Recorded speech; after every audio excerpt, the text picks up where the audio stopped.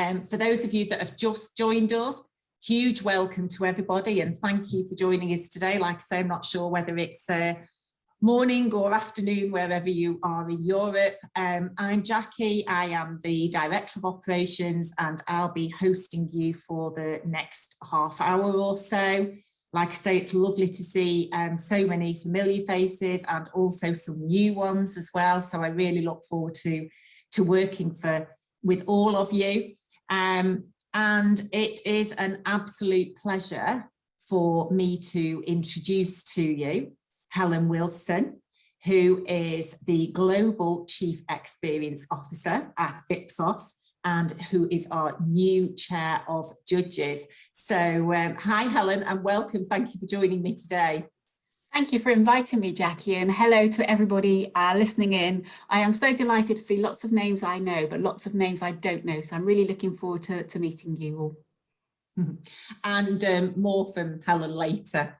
So just a couple of things about the platform really. So there is a Q&A function at the bottom. So we will try and answer your questions as we are going along. We will be typing in the answers to them there and then, but hopefully we'll cover anything that you want as we progress through the slides. But if there's anything that we don't get to, then we will email you and we will try and pick up all those questions individually. Okay, so what are we going to cover today then? What have you all tuned in for? So I'm going to go through just what are the ECCCSAs, and there's your first tip, because rather than saying European Contact Centre and Customer Service Awards every time, you can join the lingo and just call them the ECCCSAs. We're going to take a look at the categories, not just the new ones, but the old favourites as well. I'm going to walk you through the process for entering. It is really easy, but I'm going to show you just how easy it is. We are going to show tips for writing a good entry to get you through to that next stage. Helen's going to cover what you can expect from the judging process and a bit about the awards evening itself, which is going to be amazing, as it always is. We've got lots of things up our sleeves. And she's also going to go through the additional support and help that is available to you. Okay, so let's start. What are the ECCCSAs? So the ECCCSAs, I'm biased, I know, but they are the greatest awards programme in the customer contact industry. And we are in our 21st year now. So they are the longest established awards. Highly regarded for the robust judging process. But I think that it's important to say that while the judging process is robust, it's also friendly. And I think we get loads of lovely feedback about the judges, and the judges, you know, really make people feel relaxed and get the most out of the individuals and the organisations, because we don't feel that we would get that if we weren't sort of friendly and welcoming. So hopefully you'll all really enjoy the judging process if you get through to those rounds, which I'm sure many of you will, having tuned into our webinar. Yeah, and they are, you know, you guys and the organisations that enter really value their people, and they are looking to innovate and improve the experience and really raising the standards across the industry. So, you know, that is what the ECCCSAs are. I just want to cover a little bit about the ECCCSAs in 2020 and what happened in 2020. So people often ask me, are they really European? Well, yes, they truly are. We had entries last year from 26 countries across Europe. So we had lots of weather to discuss last year. And there were 382 entries from 122 different organisations. And, you know, it's really important that everybody knows that you don't have to be a large organisation to enter or to indeed win.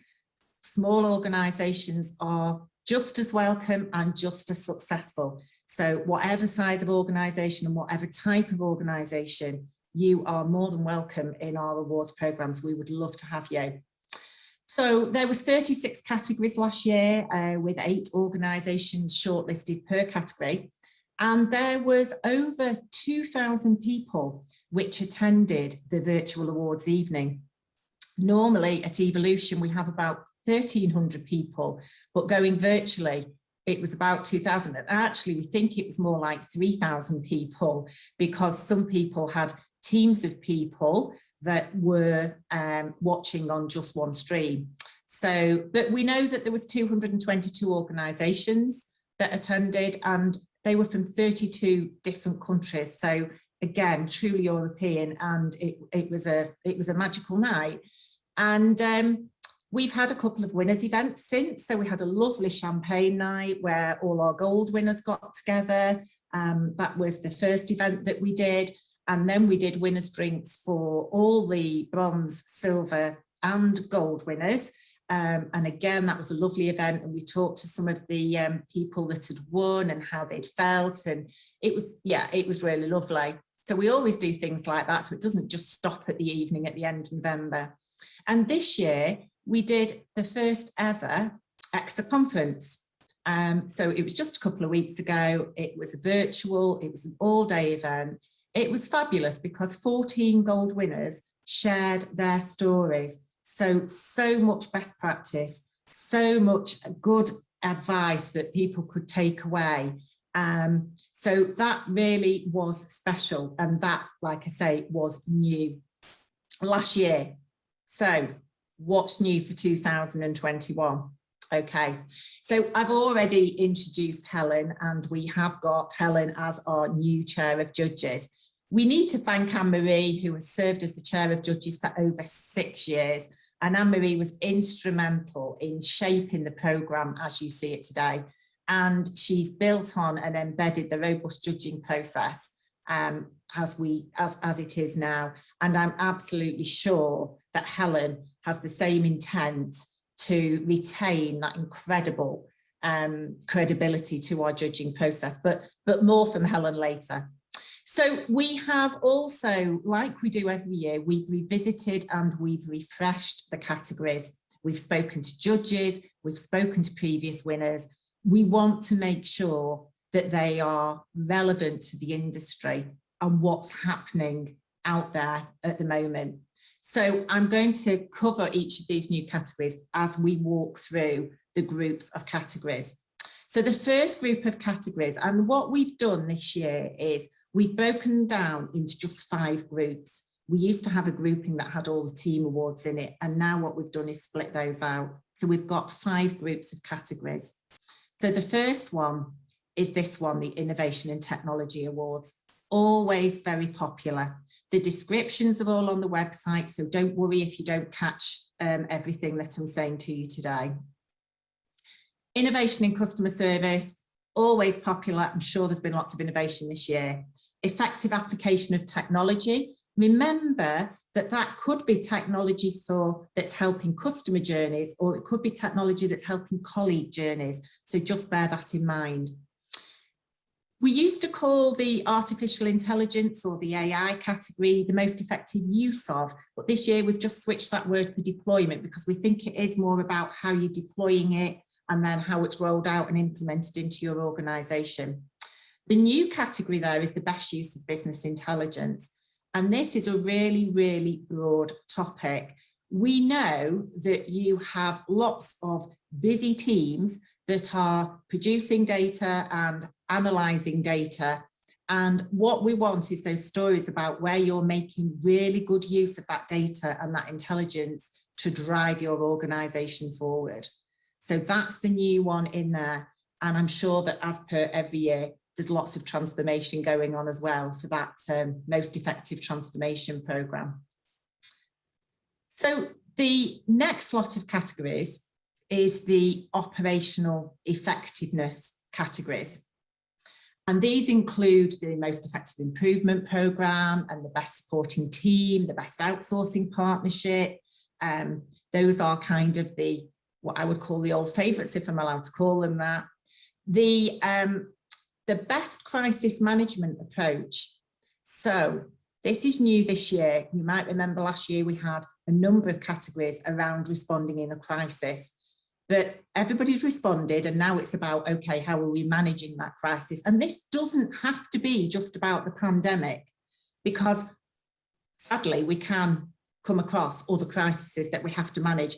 I hope you don't have to roll out your approach too often, but if you do, it's great for us to see and understand how you do go about managing those crises. So that's the new one this year in there.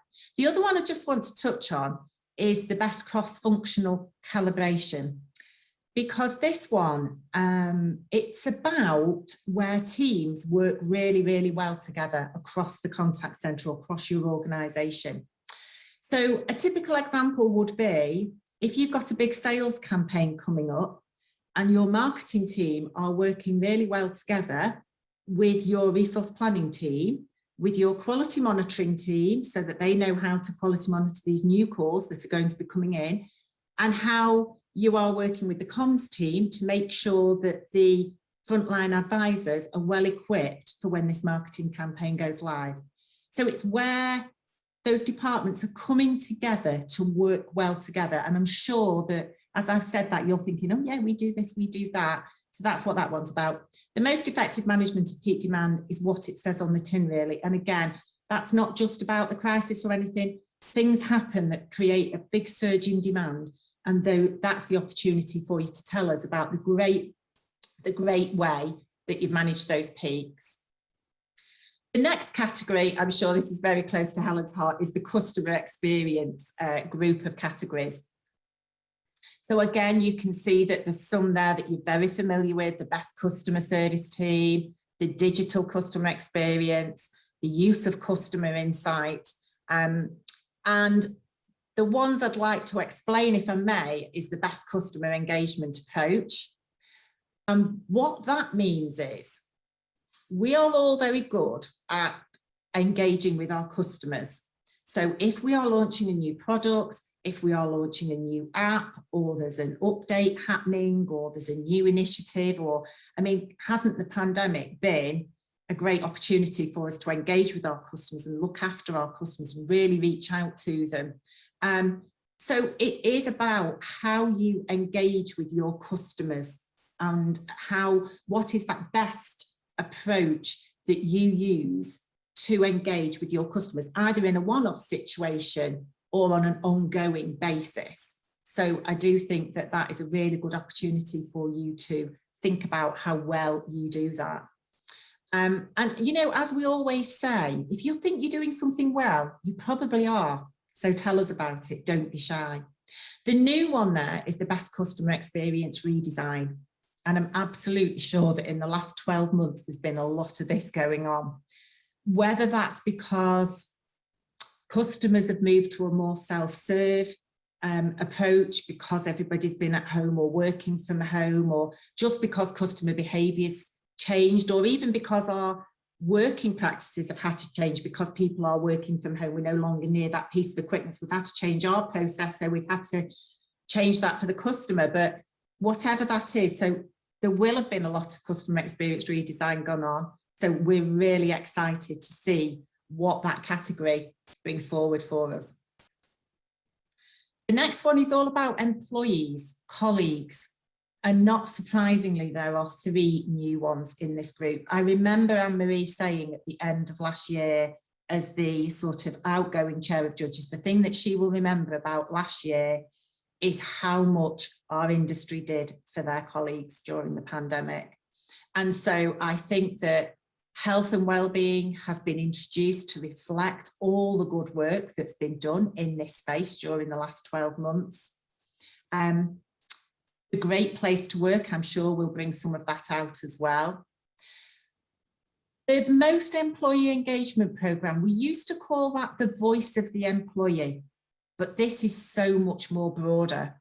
This is about everything that you have been doing for your colleagues, how you get their insight, what you do with that insight, all the actions you've taken on the back of it, all the results that have come. So it's much broader than just voice of employee. And the best flexible working approach. So you'll notice on there that there is no best home working, which has been featured during the last couple of years. But we think now, obviously with the pandemic, there's a lot of home working going on. So this best flexible working approach, what this is looking for is those organisations that are running a flexible model really well. So home, office, hybrid, anything in between. So the word flexible doesn't mean flexible shifts, i.e., you know, I can start late on a Friday because I've been out on a Thursday night. It means flexible as in home working, the office and all that kind of thing. So make sure you read the category description really well when you're picking which category you go for, because it might not just be quite obvious from the title. So that would be one of my tips for you. And then the last set of categories is the contact centre categories. Always popular. It's the same 5: best new contact centre, best multilingual contact centre, that outsourced contact centre of the year, those contact centres in the small, medium and large space, and the best pan-European contact centre. So those organisations that have got more than one contact centre in at least 2 different countries across Europe. And again, really excited to see the progression in those contact centres in the last 12 months. So how do you enter? Okay, I said it's dead simple. I'm going to show you exactly just how simple it is. So it's a really, really simple process. It's all done online and you get to it through the ECCCSA website. It's simple, it's easy. And as it says there, you can come back to your nomination as many times as you like, right up to the deadline. Please note that deadline because we never extend it. So it does need to be with us by midnight on the 16th of July. The early bird is a great saving. Instead of £295 per entry, it's 3 for £500 and £100 for each subsequent one as well. But more about that in a little minute. So the nomination process. Firstly, visit the enter page of the website and register your interest, and then click the link in the email and that will enable you to set up a username and password. I'll show you what that looks like here on this slide. So once you have logged in and registered, this is where you log in. You can see that login box there on the right hand side. So the nomination process, once you're logged in into the nomination site, start your entry by selecting a category and then fill in all the fields provided. Submit your entry at the end to your shopping cart and then just start adding however many. And again, I will show you what that looks like now. So this is the first screen that you will come to. And you can see that this is the first tab on the left-hand side there is the one that says details. So you can see the drop-down arrow where you choose the category, so you really can't go wrong. Give your entry a name so that you know which one it relates to. Make it something that you understand internally so that if you're putting multiple entries in, you know which one that it is. And on the next screen, then you come to, once you've picked the category, a description of that category will come up to show you. And so that's really helpful as well. When you get to the end of each page, press save and next, as you can see on the grey button there. And remember, you can go back and edit it at any time. So, you know, it doesn't matter at this stage. Midnight, 16th of July, that's when it matters. Okay. So it will then take you to the contact info. So, you know, just your normal basic contact information. One thing I will say though is, please, please, please tell us the name of the company as you want us to refer to it, because that is what we'll use on the website. That's what we'll use on the night on the slides. That's what we'll use on your trophy if you happen to walk off with the trophy. So please write the company name as you want us to refer to you. The next screen you'll come to is the main body of the nomination form, and this is where you will answer the questions. And again, remember, if you want to take advantage of that early bird entry, or you just want to be tabbing through and making a start on these questions, you can put to be confirmed, you can put a load of gobbledygoo, and then you can go back and edit it. The one that we've got on record at midnight on the 16th of July is the one that we'll take. Up until that point, we're not looking at what you put in, so you can put what you want in there. You can add supporting information. You'll see the tab there at the top for supporting materials. You can add, my advice would be not to overload the judges, if I'm honest. If you think that relevant results, surveys, even videos, a structure chart will add value, then please include it and attach it. But yeah, I wouldn't overload the judges. And that team tab at the right hand side is just if you want to add people's names involved in that nomination on there, then there is an opportunity for you to do that. So then you pay for all your entries from the shopping cart. You can do it straight away, or you can do it when you submit your final entry. So, you know, you can, if you do the early bird, you do need to have done it by the early bird date, but otherwise you can do it either by, I'll show you on the next screen here. You either do it by credit card straight away, or you request an invoice, and then you can do it by your normal BACS or SWIFT or IBAN or whatever it is that you need to do. Okay, so how to get the early bird, just a quick recap. In the shopping cart, once you've got one entry in there, it'll say £295. Add more entries to the cart to create a second entry. Do that one more time. Like I say, lots of X's or to be confirmed in your boxes. Once you've got the 3 entries, it'll take the price down to £500, which is a saving of, you know, £385. Any additional entries then will just be £100. The invoicing will work itself out automatically. But you do need to pay for your entries before the 11th of June to get that early bird pricing. But you can keep heading to them until the 16th of July. I'm not going to close them down on you on the 11th of June. You can still keep going through them. Okay, so just very quickly, this is what the payment screen looks like. And like I say, you can pay down there straight away by MasterCard or Visa, or tick that you want an invoice, and then we'll get an invoice out to you. Okay, and then like I say, you can then continue to add and edit the entries right up until the 16th of July. You can even print the drafts off and share them internally for feedback. Okay, so I am going to hand you over to Helen now, who's going to share with you some of her advice and talk to you about the judging process. Thanks, Helen. Thank you so much, Jackie. I think you all have understood that it really is an incredibly simple process. So we're looking forward to seeing your entries. And I guess what I wanted to do in these last few minutes is just to give you some advice from my perspective, having judged these awards, having sat in the judges' chair. I guess this is all about ensuring that we provide that advice that helps you put your teams and your organisation's best foot forward to get you into that winning place. So a few pieces of advice here, high-level overview. Now, it sounds pretty obvious, doesn't it? But the reality is these judges, they don't necessarily know your organisation. They don't know your story, so tell it. Tell it in a clear and concise fashion that the judges will understand. It's about keeping it real. Of course, we'll be looking at the construct of your entry, how you write it. But what's important is what you put in there.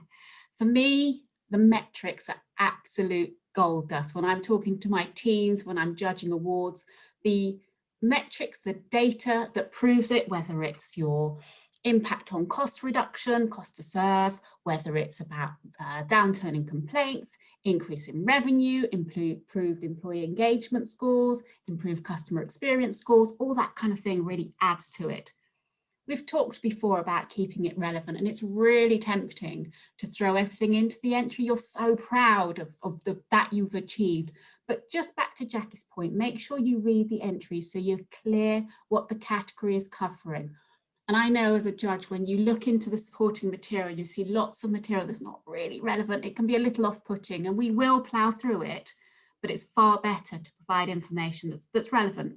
Jargon-free, we don't know your organisation, we don't necessarily know your sector, we don't know the acronyms that you bandy around, so keep it straightforward language that everybody will understand.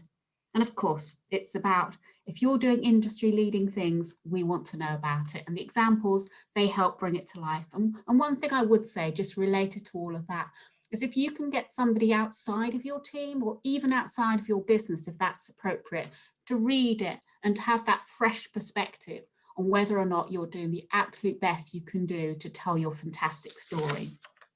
So there's lots of advice in the toolkit as well, but just a few things there. And I think most of them are pretty obvious, but put yourself in the judge's shoes. What would you want to hear in order to put your story in its best place? So the judging process. So 2 stages, very straightforward, but very in-depth, and a lot goes into this. I have to be honest, when I first got involved in judging and I looked across the names of judges that I was judging with, I was genuinely blown away. The quality of these people who are across Europe, world leading experts in their space. So you are being judged by the best and the best organizations in the business.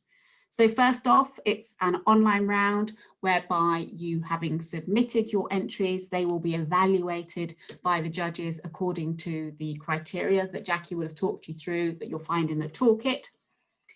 And then the second round is a virtual face-to-face judging round. And by that I mean the finalists are announced in August. And then stage 2 in September, October, if you get through to that round.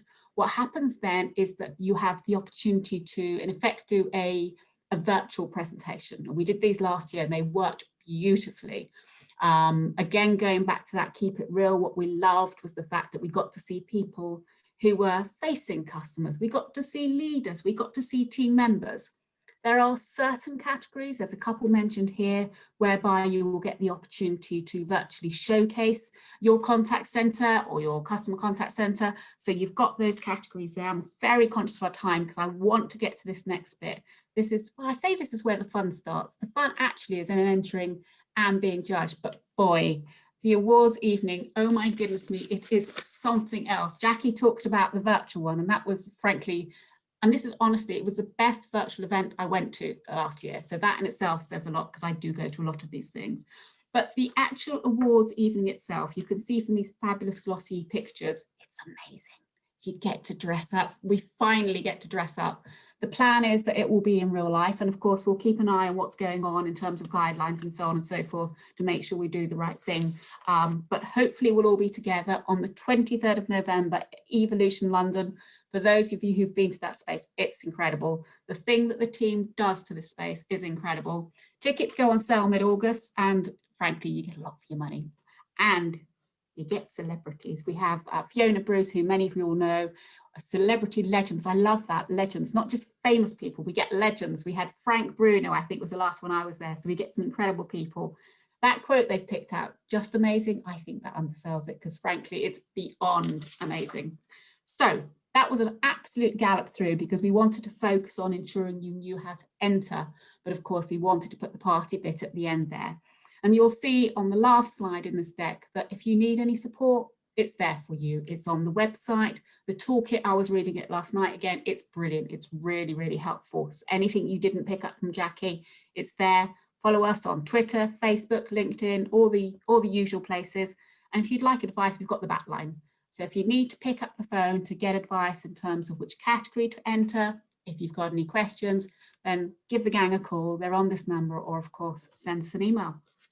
So hopefully, Jackie, that's given our listeners a bit of an overview in terms of the judging process, in terms of a few quick tips as to make it work. But my final point to all of you is, let's be honest, you've got to be in it to win it. Go for it. And here's to seeing you as winners. Yeah, thanks, Helen. That's absolutely brilliant. And just to let you all know that this webinar has been recorded. It will be available on the website. We will send it all to you guys at the beginning of next week, but it will be on the website and you can share it internally if you've got other people that you think would benefit from it. So thank you so much for joining us today. Good luck. You know where we are. If we haven't managed to get to any of your questions, then we will come back to you individually, but hopefully that's given you a really good head start. So look forward to receiving all your entries and working with you again this year. Bye and have a good day. Bye everyone and good luck. Bye.